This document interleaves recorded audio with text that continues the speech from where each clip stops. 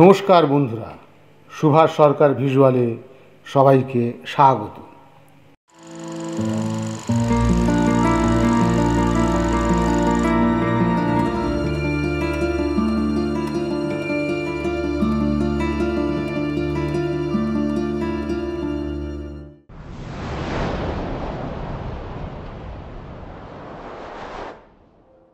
মহানায়ক মহানায়িকার অজানা কাহিনীর পর্বে আজও বেশ কিছু তথ্য নিয়ে আপনাদের সামনে হাজির হয়েছি। সুচিত্রা সেন ও উত্তম কুমারের জুটির উত্থানে বাংলা সিনেমা জগতে যেমন বিপ্লবের জোয়ার এনে দিয়েছে, ঠিক তেমনি এই জুটির উত্থানের সময়কালটাও সারা দেশে বিপ্লবের ঝড়ে কাবু ছিল। অর্থাৎ স্বাধীনতা ও দেশভাগের পরবর্তী সময় বাঙালি তখন জেরবার অবস্থা। বাঙালি তার পুরনো ধ্যান ধারণার বাইরে এসে সমাজের বুকে পা রেখেছে।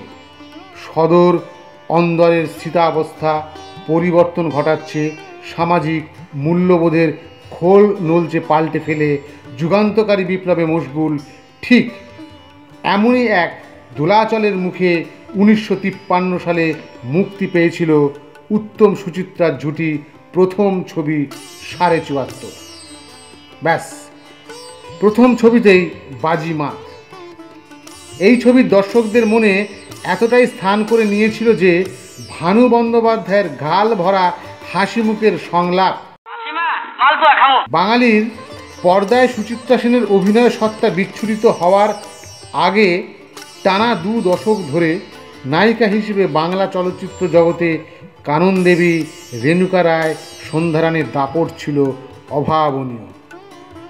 কিন্তু সময়ের সাথে সাথে বয়স বাড়ার কারণে এনারাও ধীরে ধীরে নায়িকার চরিত্র থেকে সরে আসছিলেন। অপরদিকে পাশের বাড়ি ছবিতে নায়িকা হিসেবে সাবিত্রী চট্টোপাধ্যায় হইচই ফেলে দিলেও রোমান্সের নেশা ধরাতে পারেননি। স্বাভাবিকভাবে সেই সময়ে রোমান্টিক নায়িকার অভাব বড় বেশি প্রকট হয়ে দাঁড়িয়েছিল।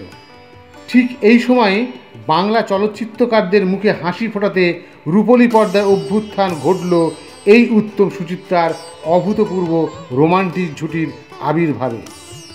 74.৫-এর পর সুচিত্রার সঙ্গে জুটি বেঁধে অরুণ কুমার পরবর্তীকালে উত্তম কুমারের স্বীকৃতি অর্জন করেন। প্রসঙ্গত, উত্তম কুমারের মুখ থেকে জানা যায়, সুচিত্রাই আমার অভিনয় জীবনের গতিমুখের তীব্রতা বাড়িয়ে দিয়েছে।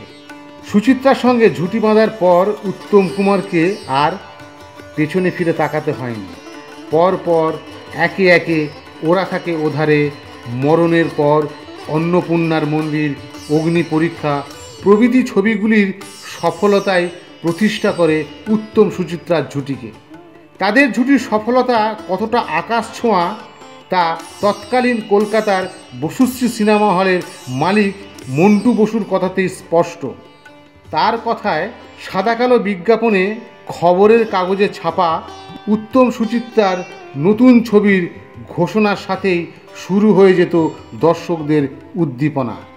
উত্তরা, পূরবী, মিনার, বিজলি, ছবিঘর, রাধা, পূর্ণ, প্রাচী প্রভৃতি প্রেক্ষাগৃহের সামনে এই জুটির ভুবন ভোলানো হাসি মুখের পোস্টারে ছয়লাভ থাকত।